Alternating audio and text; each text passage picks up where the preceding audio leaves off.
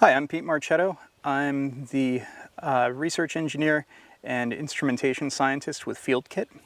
FieldKit is a not-for-profit organization that makes and installs environmental sensing systems. We've been monitoring the depth of the water, the electrical conductivity, dissolved oxygen, and temperature for a little while now. The work that I do is primarily picking sensors so that you can figure out from a thing that you want to sense in the real world to getting numbers into a computer. I exist in that space.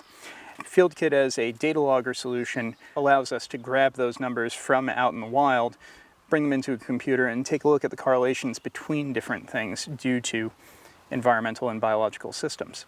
Current work that we're doing with the Bashakill Area Association, New York EnvironCom, the Mamakating Environmental Education Center, and the list just goes on. So within the FieldKit ecosystem, if you'll let me call it that, is the data logger itself, which is in a box.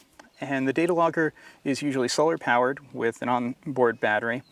Then we have inside redundant memory, so we have an SD card you can take out and a flash memory on board. Bacterial load, E. coli, fecal coliform, all that nasty stuff you never really want to drink or touch, is correlated to one of the measurements we can make live in the field, which is electrical conductivity. So the silver lining is that we're getting good data to figure out how these two things are linked and whether or not we can use FieldKits as kind of a red flag warning system to say, hey, now you should sample your water because otherwise it's going to cost you $40 per sample run to do a sample and you don't even know if there's anything wrong. What's a data logger anyway? You've got data, which is the thing that you're trying to get, the measurements out of the field, and the logger part is that it stores those in a log on board, whether it be an individual file or a bunch of files. So a data logger is an electronic device that allows you to take multiple measurements over what's known as a time series, where you have multiple measurements at different points in time, and store them in a way that you can then go back and plot them, do various mathematical operations on them, look at how they correlate to each other, and generally get some conclusions out of what's otherwise just raw data that sits there. The system relies on external probes that we then put into water or external sensors that we put above either water or land in the case of the weather stations, and all of those then report data back to the main logger body itself. Inside the logger, we can keep things on board and then download them via Wi-Fi.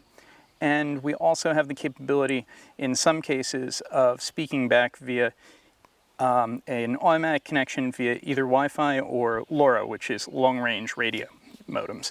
And then connected to that, we have individual modules, each one of which can then measure a particular thing. We have some modules that measure more than one thing, like our weather module does temperature, relative humidity, barometric pressure, wind speed, wind direction, and rainfall rate. We also have water chemistry modules. We have electrical conductivity, which is basically the thing that we refer to as our red flag, because anything bad that happens to surface water usually increases its electrical conductivity, whether it be sewage leaking into it, manure leaking into it, sediment from a building site, any sort of mineral load, anything like that.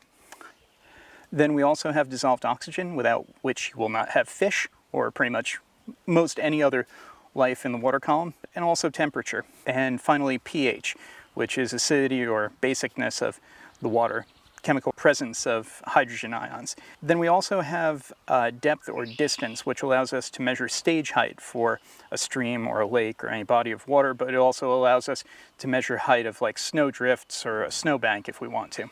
It's a very energizing bit of synergy to work with other groups that have similar interests and wish to advocate for the land on which we live, whether it be local, national, international, global.